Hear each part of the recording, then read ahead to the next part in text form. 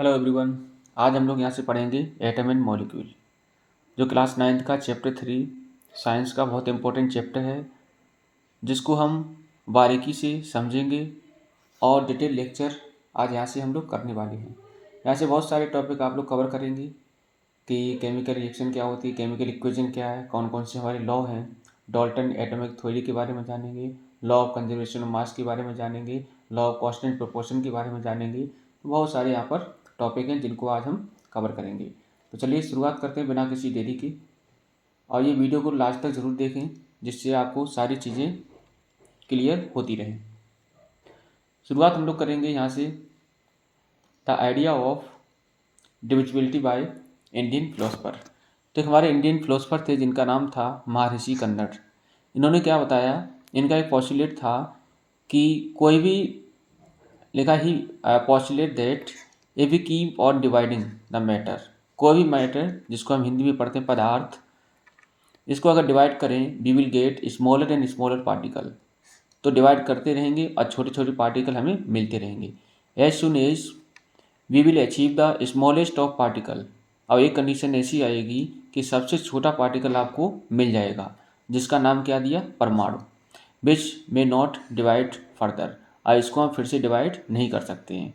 तो महर्षि कन्नड़ ने अपना एक पॉस्टुलेट बताया कि हमारी दुनिया में एक मैटर जिसका नाम है हिंदी में पदार्थ, इसको अगर हम डिवाइड करते रहें तो एक सबसे छोटा सा पार्टिकल मिलेगा जिसका नाम क्या होगा, परमाणु।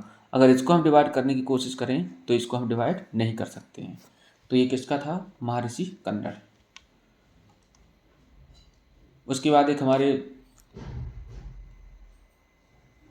एक और व्यक्ति आए जिनका नाम था पाकुदा कात्यायन। इन्होंने क्या कहा, he said that these particles normally exist in a combined form which gives us various form of matter। तो इन्होंने क्या बताया कि जो भी हमारा स्मॉलेस्ट पार्टिकल है वो एक कंबाइंड की फॉर्म में मिलेगा, कहें तो मैटर के फॉर्म में मिलेगा। अगर मैटर को हम ब्रेक करेंगे तभी जाके ये हमें स्मॉलेस्ट पार्टिकल, कहें तो परमाणु या फिर कहें तो एटम, बाद में नाम रखा गया, जो मिलेगा। ठीक, कुछ हमारे उसके बाद ये आइडिया को लेके कुछ साइंटिस्ट भी थे, जैसे हमारे हो गए टॉर्चली, बर्नौली, जोसेफ प्रेस्टली। इनके बारे में हम बाद में बात करेंगे। अभी हम बात करते हैं, जैसे लिखा है, we also know that a lot of chemical reaction take place in our daily day to day life, like making to tea, changing milk to curd, making cheese from milk and a lots more. All the chemical reaction taking place of a certain set of law, let us study these chemical reaction and rules that they obey। तो जो भी हमारे day to day life की अगर बात करें तो हम लोगों ने पढ़ा होगा physical change and chemical change, physical and chemical change. तो फिजिकल चेंज में हमारी कहीं न कहीं फिजिकल स्टेट में ही परिवर्तन होता है, और केमिकल चेंज में हमारी कुछ केमिकल रिएक्शन के बारे में हम लोग पढ़ते हैं।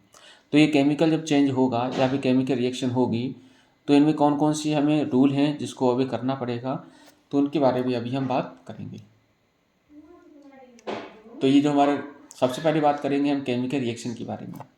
तो the process by which some substance react to form a new substance, the substance which react are called reactant and the new one formed are called product.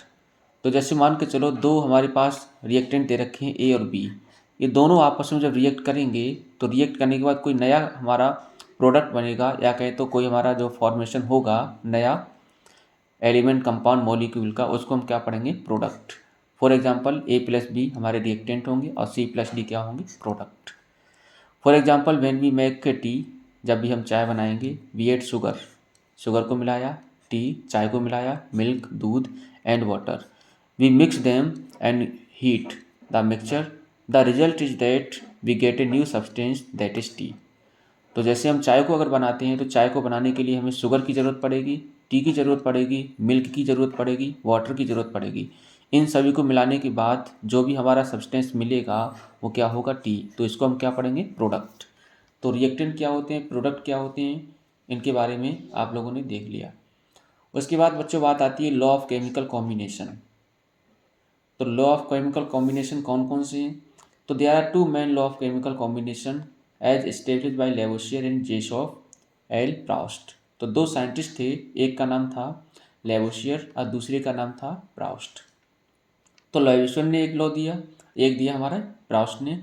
तो लॉ ऑफ कंजर्वेशन ऑफ मास के बारे में जानेंगे, law of constant proportion या definite proportion के बारे में जानेंगे। तो सबसे पहले हम लोग बात करेंगे law of conservation of mass. तो law of conservation of mass क्या होता है बच्चों? तो जैसे मान के चलो कोई भी हमारी केमिकल रिएक्शन दे रखी है, कोई भी केमिकल रिएक्शन इक्वेशन दे रखी है, तो उसमें जो भी हमारा टोटल मास होगा रिएक्टेंट में, वही मास हमारा प्रोडक्ट में होना चाहिए। मतलब किसी भी केमिकल इक्वेशन के दौरान या भी कोई भी हमारी केमिकल रिएक्शन हो रही है, उसके दौरान जो भी हमारा मास है उसमें कोई ना तो बढ़ोतरी होनी चाहिए ना ही कमी होनी चाहिए। जो हमारा रिएक्शन होने से पहले मास था उतना ही मास हमारा रिएक्शन होने के बाद हो। अगर हम एग्जांपल की बात करें तो mass of reactant mass of A plus B, और मास ऑफ प्रोडक्ट क्या होगा? Mass of C plus T. तो मास ऑफ रिएक्टेंट इक्वल होना चाहिए मास ऑफ प्रोडक्ट के। फॉर एग्जांपल अगर हम पानी की बात करें तो पानी हमारा क्या होता है? H2 और प्लस O2 बराबर क्या बनाता है? H2O। अगर इसको हम बैलेंस करें, अगर हम ऐसे देखें तो H2 number of atom hydrogen कितने हैं? 2। इसका एटॉमिक मास कितना होता है? 1। तो यहाँ से अगर बात करें 2 इंटू में 16, और यहाँ से अगर बात करें तो 2 इंटू में 1 प्लस का 16। तो यहाँ से बच्चों टोटल अगर मास देखें तो यहाँ से कितना बनेगा? रिएक्टेंट में 2 प्लस 32 बराबर कितना हो जाएगा? 36। और यहाँ से कितना बनेगा? 16 और 2 18। तो कहीं कि हमारा क्या है? बैलेंस नहीं है। तो सबसे पहले हम क्या करेंगे? रिएक्शन को बैलेंस करेंगे, इक्वेशन को बैलेंस करेंगे। तो यहाँ से इक्वेशन को बैलेंस करने के लिए number of atom of hydrogen कितने हैं? 2। यहाँ भी 2 है, लेकिन यहाँ पर ऑक्सीजन कितना? 1। और यहाँ पर ऑक्सीजन कितने हैं? 2। तो ऑक्सीजन को बैलेंस करने के लिए हमने यहाँ पर 2 लगा दिया। तो यहाँ पर हाइड्रोजन हमारे कितने हो गए? 4 हो गए। तो यहाँ भी हमें 2 लगाना पड़ेगा। तो इससे हमारे हाइड्रोजन कितने हो गए? 4। तो यहाँ पर ये हमारी केमिकल इक्वेशन वैलेंस है। तो यहाँ से अगर देखें तो number of atom of hydrogen कितने हो गए? 4। और एटॉमिक मास कितना होगा? 1। तो 4 इंटू 1 इक्वल क्या हो जाएगा? 4। और number of atom of oxygen oxygen कितने हैं? 2। तो 2 इंटू 16 बराबर कितना हो गया? 32। और प्लस का इसी तरह से अगर हम देखें यहाँ पर तो वाटर का कितना निकाले थे हम? 18। तो 18 इंटू में 2 करेंगे कितना आएगा? 36 ग्राम। तो इधर भी 36 ग्राम हो गया, यहाँ भी 36 ग्राम हो गया। तो ये हमारी केमिकल इक्वेशन क्या होगी? बैलेंस होगी। अच्छा, टोटल ऑफ मास हमारा जो रिएक्टेंट में है वही कहीं ना कहीं कितने के बराबर है? प्रोडक्ट के बराबर। तो दोनों तरफ रिएक्टेंट और प्रोडक्ट में मास जो है बराबर होना चाहिए, तभी हमारा law of conservation of mass valid है। मतलब ये वेरीफाई होना चाहिए। अगर ये वेरीफाई है तो हमारी केमिकल इक्वेशन ठीक है। अगर नहीं है ठीक तो आप क्या करेंगे? जो भी हमारे नंबर ऑफ एटम है हर एक एलिमेंट के, उसको बैलेंस करना जरूरी है। नेक्स्ट, सेकेंड लॉ क्या बता रहा है? Law of constant proportion, definite proportion. It state that element combine in their definite proportion of mass to give compound. कोई भी कंपाउंड जब बनेगा तो उसमें जो भी हमारे एलिमेंट होंगे उनका जो प्रोपोर्शन होगा या फिर कितना प्रेजेंट होना चाहिए, उनका जो रेशियो होगा एलिमेंट्स का, वो फिक्स होना चाहिए। और in a chemical substance the element are always present in definite proportions by mass. तो मास का एक डेफिनिट प्रोपोर्शन होता है। जैसे अगर बात करें हाइड्रोजन और oxygen are present in form of in the ratio of 1:8। तो हाइड्रोजन की बात करें H, अगर ऑक्सीजन की बात करें तो क्या होगा? O। ठीक है, तो हाइड्रोजन को हम पढ़ेंगे H2, इसको पढ़ेंगे O2। तो यहाँ से कितना बनेगा? 2। यहाँ से कितना बनेगा?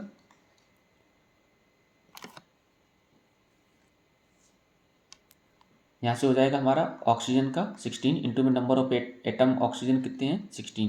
तो यहाँ से हो जाएगा 32। अगर रेशियो हम निकालें तो 2 रेशियो नंबर ऑफ एटम, अच्छा वाटर की बात कर रहे हैं ना, तो यहाँ पे 2 होगा ना, तो यहाँ पे 4 हो जाएगा। भाई वाटर को बनाने के लिए हमें क्या चाहिए था? H2 प्लस O2 बराबर क्या था? H2O। तो यहाँ से number of atom of hydrogen 2। ठीक है, तो यहाँ से हमारे कितने बनेंगे? 4। और यहाँ से कितना हो जाएगा हमारा? 32। तो 4:32। तो यहाँ से कितना हो जाएगा? 1:8। तो 1:8 हो जाएगा। इसी तरह अगर बात करें तो यहाँ से क्या कह रहा है? So if we decompose 9 gram of water, अगर हम डिकम्पोज कराएं 9 ग्राम ऑफ वाटर को तो आपको 1 ग्राम क्या मिलेगा? हाइड्रोजन। और 8 ग्राम क्या मिलेगा? ऑक्सीजन। ठीक, तो ये हमारा क्या होता है? Constant proportion. इसी तरह से हम नाइट्रोजन की बात कर लें, NH3, तो इसमें भी इसी तरह से हो जाएगा। ठीक, नेक्स्ट, उसके बाद बच्चों बात करते हैं डाल्टन एटॉमिक थ्योरी, जो बहुत बहुत इंपॉर्टेंट है और पेपर में हर साल पूछी जाती है। अब ये क्या बता रहा है डाल्टन की एटॉमिक थ्योरी? वो ये बच्चों बता रहा है कि John Dalton proposed an atomic theory which acted as an explanation of the above two law। तो दोनों हमारे जो लॉ थी उनको एक्सप्लेन भी करा। As per the theory all matter whether it is an element, a compound or a mixture consist of tiny invisible particle called atom. तो ऊपर जो दो हमारे लॉ थी या फिर जो भी हमारे पॉस्टुलेट थी जो कन्नड़ ने दी, तो जो हमारा एटम था उन्होंने क्या बताया था, परमाणु। तो वही हमारा इंडिविजुअल कहें तो जिसको हम फिर से डिवाइड ना कर सकें, और इन्होंने बताया कि जो हमारे छोटे छोटे पार्टिकल हैं जिसको हम देख नहीं सकते हैं उनको हम क्या कहेंगे, एटम। तो एटम की जो डेफिनेशन है वो किसने दी है, डाल्टन ने दी। ठीक, तो डाल्टन ने एटम की डेफिनेशन को प्रपोज करा। नेक्स्ट, कुछ हमारे पॉस्टुलेट थे डाल्टन एटॉमिक थ्योरी को लेके, तो वो क्या थे, all matter is made up of very tiny particle called atom. तो सारे मैटर, जितने भी मैटर हैं आप दुनिया में देख पा रहे हैं, जितनी भी चीज़ें हैं वो सारी चीज़ें हमारी एटम से मिलकर बनी होंगी। Atom are individual particle, atom को डिवाइड नहीं कर सकते हैं, कहे तो सबसे स्मॉलेस्ट पार्टिकल है उसको हम डिवाइड कर नहीं सकते हैं। Atom can neither be created nor be destroy, ना तो एटम को हम क्रिएट कर सकते हैं ना ही इसको डिस्ट्रॉय कर सकते हैं। Atom of same element are similar, तो एटम ऑफ सेल एलिमेंट क्या होनी चाहिए, सिमिलर। जैसे हम हाइड्रोजन की बात करें तो H2, तो number of atom of hydrogen कितने हैं, 2 है, लेकिन एलिमेंट हमारा क्या है, हाइड्रोजन, तो उसमें एटम भी हमारे सिमिलर ही होंगे। Atom of different element are different, तो अलग अलग एलिमेंट के लिए हमारे अलग अलग एटम होंगे। जैसे H2 हो गया, O2 हो गया, तो इसके एटम अलग, इसके एटम अलग। Atom combine in the ratio of small whole number to form compound, तो कुछ हमारे इसका रेशियो रहता है, जैसे हमने अभी पानी की बात करी थी 1:8। ठीक है, इसमें होल नंबर में रहेगा, ये नहीं कि हमारा है ना 1:2:3/2 इस तरह का रेशियो कुछ नहीं होगा। The relative number and kind of atom are constant in a given compound, तो जो भी हमारे रिलेटिव नंबर है और काइंड ऑफ एटम है वो हमारे कांस्टेंट रहेंगे किसी भी कंपाउंड में, वो हमारी वेरी नहीं करेंगे। ठीक,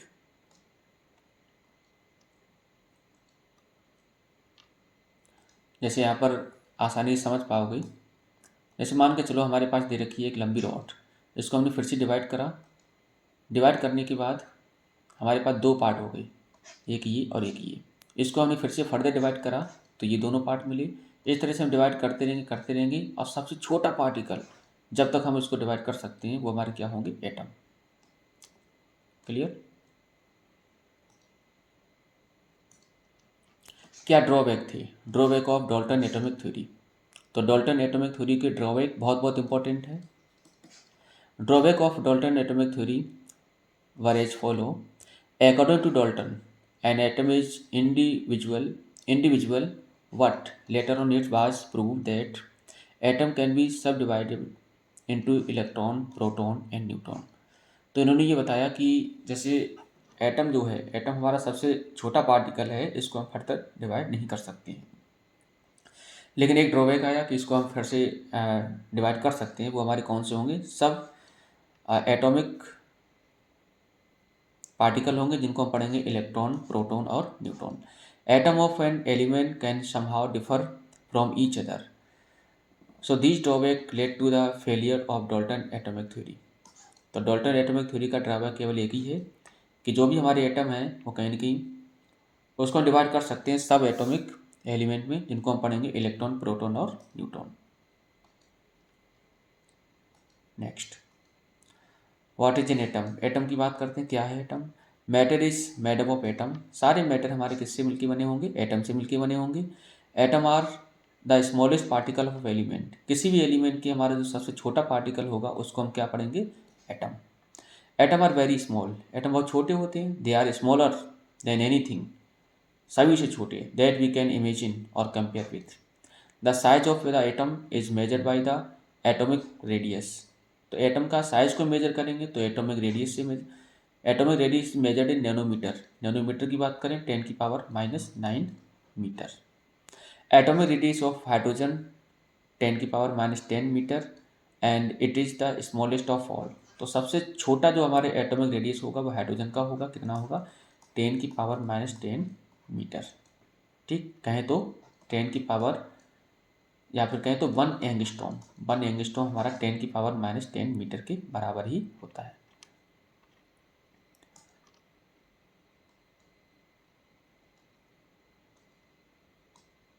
atomic radius is measured in nanometer. कहें तो 1/10⁹ इक्वल क्या होगा? 1 नैनोमीटर। या तो 1 मीटर इक्वल टू 10⁹ नैनोमीटर। तो 10⁻⁻10 atom of hydrogen, 10⁻⁹ molecule of water, 10⁻⁸ molecule of haemoglobin, 10⁻⁴ grain of sand, 10⁻�2 ant. तो ये हमारी एटॉमिक रेडियस दे रखी है। उसके बाद बात आती है कि सिंबल ऑफ एटम और एलिमेंट कौन कौन से हमारे सिंबल हैं। तो ये पहले Dalton propose the below symbol for the atom. तो डॉल्टन ने कुछ हमारे सिंबल प्रपोज करी थी कि किस तरह से हम पहचान करें। तो कुछ हमारे ये सिंबल जो आज प्रयोग नहीं आ रहे हैं। ठीक, उसके बाद बात करते हैं हम IUPAC एंड एटॉमिक सिंबल। अब ये हमारी एटॉमिक सिंबल जो है इनका आजकल प्रयोग किया जाता है। जो डॉल्टन ने प्रपोज करे उनका आज प्रयोग नहीं किया जा रहा है। IUPAC का मतलब क्या होता है? International union of pure and applied chemistry. According to IUPAC, symbol of an element is either the first letter of the name of the element or the first two letter of the name of an element। इन्होंने क्या बताया? Atomic symbol जो represent करेंगे तो जो भी हमारा element है उसके नाम का पहला लेटर ले लो या शुरुआत के 2 letter. In case there are 2 letter, then the first letter is in the capital case and second letter in the small case. अगर मान के चलो हमने शुरुआत के 2 लेटर लिए हैं किसी भी एलिमेंट की, तो पहला वाला लेटर क्या होगा? अपर केस में होगा और छोटा वाला लोअर केस में, कहें तो स्मॉल केस में। जैसे बात करें कोबाल्ट, तो कोबाल्ट हम इस तरह लिखेंगे CO, तो C बड़ा रहेगा, O छोटा रहेगा, तो कोबाल्ट हो गया। अगर हमने C भी बड़ा कर दिया, O भी बड़ा कर दिया, तो ये हमारा क्या है? एलिमेंट नहीं, ये बन गया कार्बन मोनोऑक्साइड। ऐसी हम बात करें हीलियम की, तो H बड़ा होता है, E छोटा होता है। इसी तरह हम सोडियम की बात करें, N बड़ा होता है, A छोटा होता है। अगर सिंगल लेटर से हम रिप्रेजेंट करें तो हाइड्रोजन को हम बड़े लेटर से ही रिप्रेजेंट करेंगे। तो ये हमारे को सिंबल दे रखे हैं। जैसे बात करें carbon, boron, oxygen, sulphur, nitrogen, hydrogen, तो ये हमारे जो भी हैं तो पहले लेटर से रिप्रेजेंट कर रहे हैं, तो हमने कैपिटल लेटर से लिखा है। अब आगे बात करते हैं एल्युमिनियम। तो शुरुआत के 2 लेटर आए, तो पहला क्या रहेगा? बड़ा, दूसरा वाला छोटा। इसी तरह से क्लोरीन, तो पहला बड़ा दूसरा छोटा। ऑर्गन, तो पहला बड़ा दूसरा छोटा। बेरिलियम, पहला बड़ा दूसरा छोटा।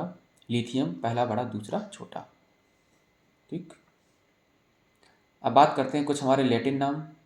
लैटिन, तो sometime the symbol is drive from the Latin name of an element. तो कुछ हमारे एलिमेंट ऐसे हैं जो पता ही नहीं चलता। जैसे सोडियम हो गया, तो सोडियम एच से स्टार्ट हो रहा है लेकिन सिंबल क्या होता है? Na। तो ये Na हमारा वर्ड कहाँ से लिया गया है? तो ये हमारा लैटिन नाम है, तो लैटिन से लिया गया। इनकी जानकारी हम यहाँ पे ले रहे हैं। तो एंटीमनी, तो एंटीमनी का सिंबल होता है Sb। इसको लिया गया कहाँ से? स्टेबियम। कॉपर की बात करें Cu, क्यूप्रम। गोल्ड की बात करें Au, औरम। आयरन की बात करें Fe, इसका नाम होता है फेरम। लेड की बात करें Pb, इसका नाम होता है प्लम्बम। मरकरी की बात करें Hg, हाइड्रोजन। पोटेशियम की बात करें K, कैडियम। सिल्वर की बात करें Ag, अर्जेंटम। सोडियम की बात करें Na, नेट्रियम। टिन की बात करें Sn, स्टेनम। टंगस्टन की बात करें W, वॉल्फ्रेम। तो ये हमारे कुछ लैटिन नाम हैं जिनको याद करना है। अब बात करते हैं बच्चों एटॉमिक मास के बारे में।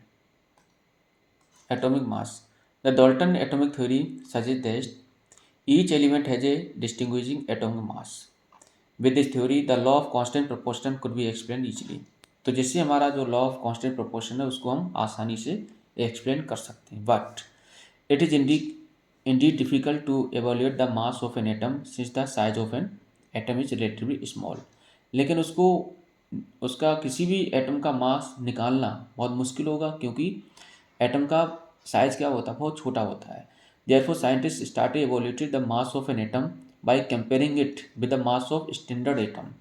फिर क्या किया? जो साइंटिस्ट आए उन्होंने क्या किया? निकालना तो है ही मास, तो मास को निकालने के लिए उन्होंने कुछ स्टैंडर्ड एक एटम मान लिया, तो उसके कंपेयर में हम आज मास निकालने लगे। शुरुआत में किसको माना, तो इसकी जानकारी यहाँ पर दे रखी है। अर्लियर सबसे पहले 1/16 of the mass of oxygen, कहते तो ऑक्सीजन का है मालूम है कितना होता है, 16 होता है। तो इससे मल्टीप्लाई करके हम ये बता सकते हैं कि किसका कितना गुना ऑक्सीजन से मास है। लेकिन अब हम किसको स्टैंडर्ड मानते हैं, कार्बन को। तो carbon 12 is considered as a standard atom for calculating the mass of its atomic mass is 12 unit या 12 atomic mass unit. We define 1 atomic mass unit in a mass unit equal to exactly 1/12 the mass of one atom of carbon. Relative atomic mass of element have been found with respect to an atom of carbon. तो जो भी हम निकालते हैं आज वो हम carbon के रेस्पेक्ट में ही निकालते हैं। जैसे मान के चलो आपको चाहिए नाइट्रोजन का मास, नाइट्रोजन हमारा कितना होता है n, ठीक है, n कितना होता है 14।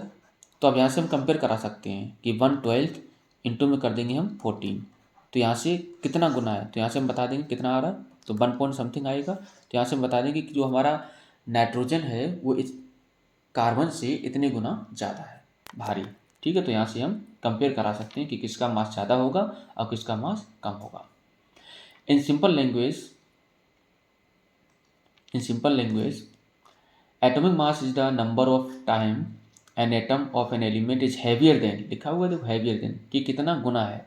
ए बी से that atomic mass of sodium is 23, तो एटॉमिक मास हमारा सोडियम का कितना है 23, तो इसका हम करेंगे 1/12 इंटू में 23, तो यहाँ से जो भी हमारी वैल्यू आएगी वो क्या होगी, ठीक है, तो 1.8 के समथिंग आ जाएगी। तो यहाँ से ये बता सकते हैं कि जो हमारा सोडियम है वो कार्बन से 1.8 टाइम्स ज़्यादा हैवी है। इसी तरह से हमारे कुछ दे रखे हैं यहाँ पर एटॉमिक मास कितना होता है 1, हाइड्रोजन के लिए, कार्बन के लिए 12, नाइट्रोजन के लिए 14, ऑक्सीजन के लिए 16, सोडियम के लिए 23, मैग्नीशियम के लिए 24, सल्फर के लिए 32 और क्लोरीन के लिए 35.5। तो कुछ हमारे ये एटॉमिक मास दे रखे हैं। अब बच्चों बात आती है कि can at atom exist independently, atom can not survive independent, so atom join together and form molecule और आयन। अब एटम हमारा सिंगल तो रह नहीं सकता है, तो इसके लिए क्या बनाता है, या तो मॉलिक्यूल बनाएगा या तो बनाएगा आयंस। अब ये मॉलिक्यूल क्या होते हैं, a molecule is a collection of various atom that combine chemically with each other. तो जब केमिकली हमारे बहुत सारे एटम कंबाइन हो जाएं उनको हम क्या पढ़ेंगे, molecule. These atom are bound together by certain force of attraction. तो जब ये कंबाइन होंगे तो उनके बीच में कुछ फोर्स ऑफ अट्रैक्शन काम करेगा। Atom of the same element or different element can bind together to form molecule. तो मॉलिक्यूल बनाने के लिए या तो सेम, जैसे हम हाइड्रोजन की बात करें तो H2 हमारा मॉलिक्यूल हो गया, या पानी की बात करें तो डिफरेंट H2O, कहें तो हाइड्रोजन और ऑक्सीजन दोनों आ गए।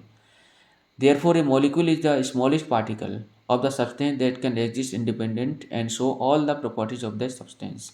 तो किसी भी सब्सटेंस की प्रॉपर्टी को शो कराना है तो मॉलिक्यूल का होना बहुत ज़रूरी है, क्योंकि मॉलिक्यूल से ही हमें पता चलता है कि इसकी प्रॉपर्टी क्या है। Molecule of element, generally atom of most of the element exist as molecule like oxygen exist O2, hydrogen exist as H2। तो अगर हम मॉलिक्यूल ऑफ एलिमेंट की बात करें, एलिमेंट, तो एलिमेंट की मॉलिक्यूल हाइड्रोजन क्या होगा H2, ऑक्सीजन का क्या होगा O2। तो यहाँ पर नंबर ऑफ एटम कितने प्रेजेंट हैं, 2, किसके, हाइड्रोजन के, तब बना हाइड्रोजन का मॉलिक्यूल। इसी तरह से क्या है, ऑक्सीजन में 2। मॉलिक्यूल ऑफ कंपाउंड, कंपाउंड की बात करें तो यहाँ पर हमारे डिफरेंट एलिमेंट आएंगे।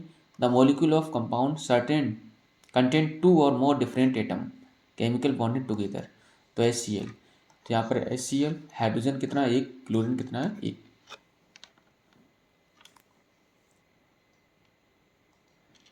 सोडियम Na, पोटेशियम, हीलियम, इसी तरह से यहाँ से H2 और यहाँ पर ऑक्सीजन O2। फॉस्फोरस याद रखना बच्चों P4, फॉस्फोरस के लिए P4। एटोमिसिटी बहुत बहुत इंपॉर्टेंट टर्म है ये। एटोमिसिटी क्या है, the number of atom in a molecule of an element is called the atomicity. तो नंबर ऑफ एटम किसी मॉलिक्यूल में कितने प्रेजेंट है उसको हम क्या पढ़ेंगे, एटोमिसिटी।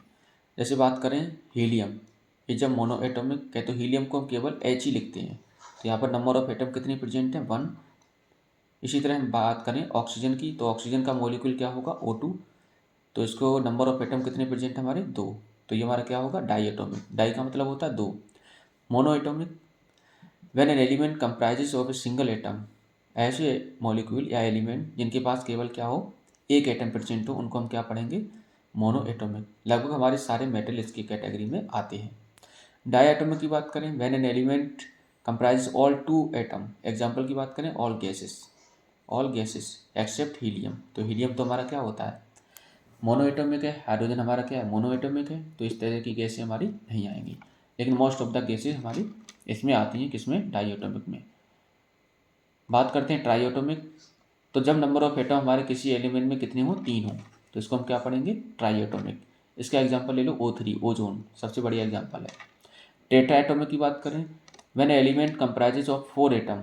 तो जब भी हमारे नंबर ऑफ एटम कितने प्रेजेंट हों, 4, तो इसका एग्जाम्पल हो जाएगा P4, फॉस्फोरस। पॉली एटॉमिक की बात करें, when element comprises of more than 2 atom. तो नंबर ऑफ एटम हमारे जब 2 से ज़्यादा हो जाए किसी भी एलिमेंट में, उसको हम क्या पढ़ेंगे, पॉली एटॉमिक। तो इसका जो बढ़िया एग्जाम्पल है वो क्या होगा, सल्फर H8 या P4। यहाँ से हमारे स्ट्रक्चर बने हुए हैं, ऑक्सीजन का ये, हाइड्रोजन का, क्लोरीन का, नाइट्रोजन का, फॉस्फोरस का बना हुआ है, सल्फर का बना हुआ है।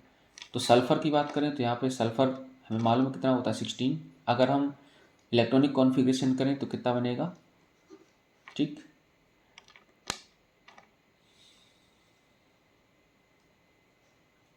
Molecule of compound. अब बात करते हैं molecule of compound. Molecule of compound constitute atom of different element that combine together in a fixed proportion. For example, water comprises of 2 atom of hydrogen and 1 atom of oxygen. तो जैसे हम पानी की बात करें, इससे पहले हमने मॉलिक्यूल की बात करी थी। तो मॉलिक्यूल का मतलब होता है कि हमारे एलिमेंट के नंबर ऑफ एटम कितने प्रेजेंट हैं, तब जाके क्या बनेगा, सेम एलिमेंट के, तब जाके बनेगा हमारा क्या, मॉलिक्यूल। जैसे H2O, H2 हमारा क्या, एक मॉलिक्यूल है, किसका, हाइड्रोजन का। नंबर ऑफ एटम कितने प्रेजेंट हैं, 2। अगर हम बात करें कंपाउंड की, तो कंपाउंड की बात कर लो, H2O। तो ये हमारा क्या है, कंपाउंड बना है, क्योंकि यहाँ पर हाइड्रोजन भी है, ऑक्सीजन भी है। तो यहाँ से 2 हाइड्रोजन 1 ऑक्सीजन, ठीक। आयंस क्या होते हैं, बहुत बहुत इंपॉर्टेंट है ये आयन के बारे में। Compound composed of metal and non metal. तो जो भी हमारे कंपाउंड होते हैं वो मेटल और नॉन मेटल से ही बने होते हैं। कैसे, क्योंकि फोर्स ऑफ अट्रैक्शन हमारा तभी होगा जब एक के ऊपर पॉजिटिव होगा, दूसरे के ऊपर नेगेटिव चार्ज होगा, तभी जाके हमारे फोर्स ऑफ अट्रैक्शन होगा ज़्यादा। तो जितने भी हमारे मेटल होते हैं वो क्या होते हैं, इलेक्ट्रो पॉजिटिव होते हैं, और जितने भी हमारे नॉन मेटल होते हैं वो सारे क्या होते हैं, इलेक्ट्रो नेगेटिव। तो जब मेटल और नॉन मेटल आपस में कंबाइन होंगे तब जाके क्या बनाएंगे, कंपाउंड बनाएंगे। The charge species are known as ion. तो जो भी हमारी चार्ज इसके ऊपर लगा होता है उसको हम पढ़ते हैं क्या, ions. An ion is a charge particle and can be negatively और पॉजिटिवली चार्ज। तो ये नेगेटिव भी हो सकते हैं और पॉजिटिव भी हो सकते हैं। आयन 2 तरह के होते हैं, cation and A9. They are positively charged ion. They are formed when an atom lose negatively charged. Therefore, they always have negative charge less than normal atom. तो अगर बात करें तो ऐसे एटम जिनके पास क्षमता होती है इलेक्ट्रॉन को त्यागने की, जैसे सोडियम हो गया, तो सोडियम के आटोमोस सेल में कितना इलेक्ट्रॉन होता है, एक। अब ये एक इलेक्ट्रॉन क्या कर सकता है, दान में दे सकता है किसी को। तो जिसके ऊपर पॉजिटिवली चार्ज होता है उसको हम पढ़ते हैं कैटाइन। इसका उल्टा कर दें तो हमारा हो जाएगा एनाइन। तो ऐसे एलिमेंट जिनके ऊपर निगेटिवली चार्ज होता है उसको पढ़ते हैं हम एनाइन। तो जितने हमारे नॉन मेटल होंगे वो होंगे एनाइन, और जितने हमारे मेटल होंगे वो सब क्या होंगे, कैटाइन। वैलेंसी की बात करते हैं। The combining power of capacity of element is known as its valency. तो कोई भी हमारा कंपाउंड बनेगा या एलिमेंट हमारे कंबाइन होंगी तो उसकी जो पावर होगी वो क्या होगी, valency. For ion the charge indicate the valency of the ions. तो जो भी हमारे चार्ज होते हैं, जैसे मान चलो सोडियम है, तो सोडियम को कितना है, +1। तो ये हमारा क्या होगा, पावर बताया कंबाइन होने की, तो इसकी पावर कितनी है, 1, ठीक। रूल हमारे कौन कौन से वैलेंसी को करने के लिए, तो valency of when the ion must be balance. In case of where both metal and non metal substance are present in compound, the name of the metal is always written first in the chemical formula. For example sodium chloride is written as NaCl। तो जैसे मान चलो हमारे metal और non metal दोनों present हैं, तो इनके लिए हमें पहले वैलेंसी निकालनी पड़ेगी इलेक्ट्रॉनिक कॉन्फ़िगरेशन करके। तो इलेक्ट्रॉनिक कॉन्फ़िगरेशन सभी को आता होगा, 2,8,1। इसको हम लिखेंगे 2,8,7। तो इसमें कहते हैं आटोमो सेल में 7, इसमें आटोमो सेल में कितनी, 1। और दोनों जब कंबाइन करेंगे तो इसको 1 इलेक्ट्रॉन की जरूरत पड़ेगी, तो 1 इलेक्ट्रॉन इसको धान में दे देगा। तो सोडियम के ऊपर आ जाएगा +1 और क्लोरीन के ऊपर आ जाएगा -1। अब जो भी हमारी वैलेंसी है इसकी क्रॉस मल्टीप्लाई कर देंगे तो बन जाएगा NaCl। तो इस तरह से हमारा कंपाउंड का फॉर्मेशन होता है। In case of polyatomic ion, the ion is written in the bracket before writing the number of ion associated to it. In case of single ion there is no need to mention ion in the bracket.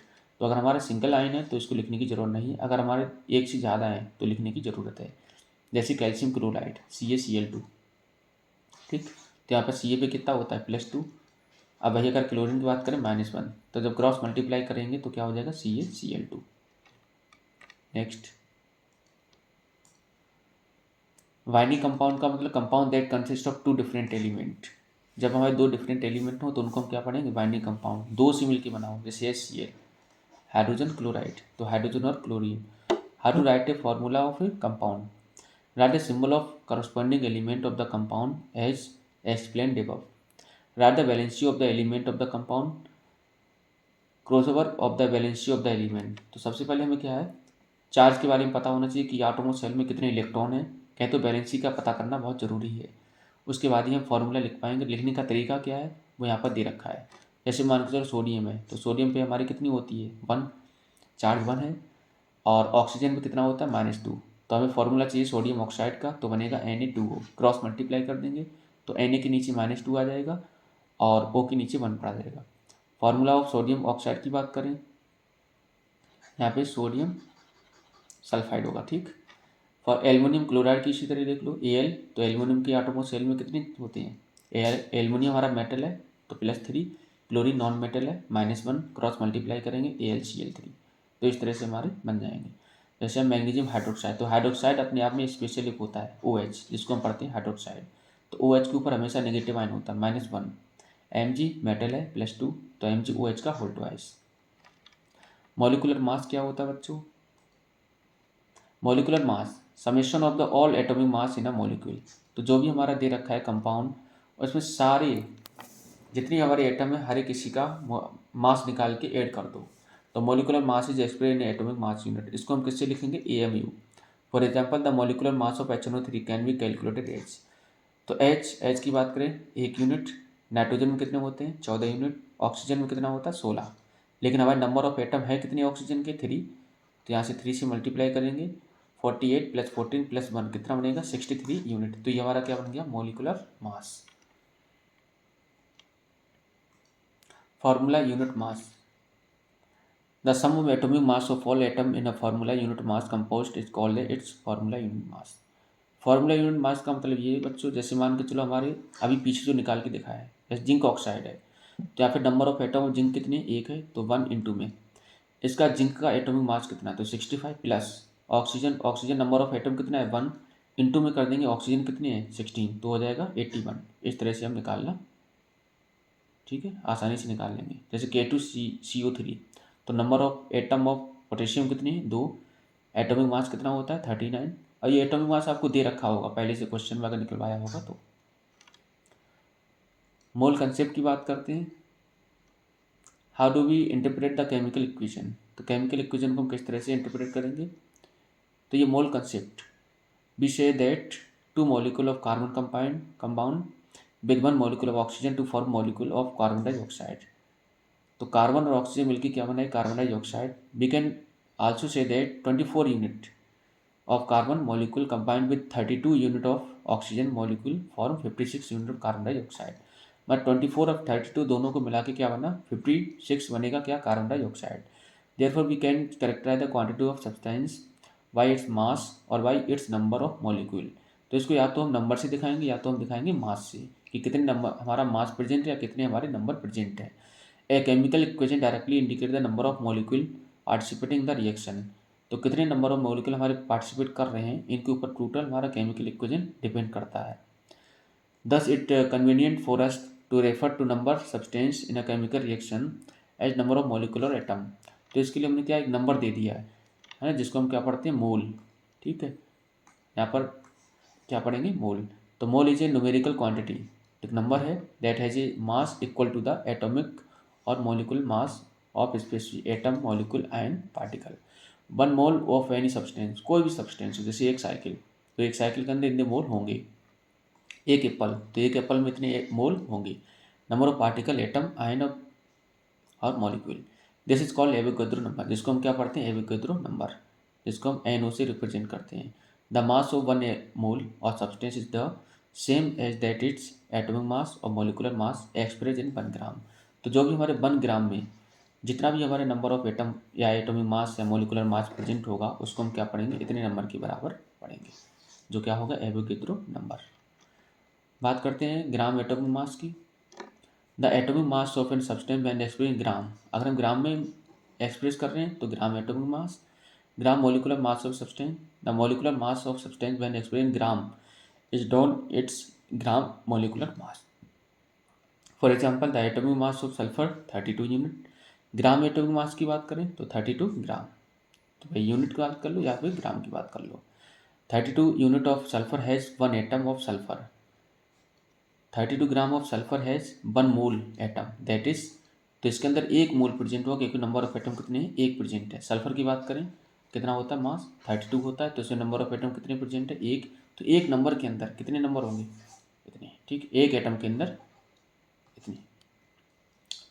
Formula की बात कर लें, formula, तो formula direct याद रखें, number of mole अगर find करने तो मास ऑफ सब्सटेंस, जितने हमारा मास दे रखा अपन में मोलर मास, तो गिवन मास अपन में मोलर मास।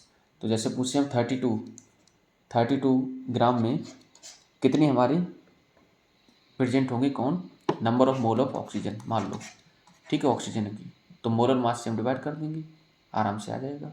तो 32 अपॉन में क्या करेंगे 16, तो नंबर ऑफ एटम कितने आएंगे 2, ठीक है, नंबर ऑफ मोल कितने आएंगे 2। इस तरह से हम नंबर ऑफ मोल फाइंड कर लेंगे, ठीक। तो ये हमारा था पूरा डिवीजन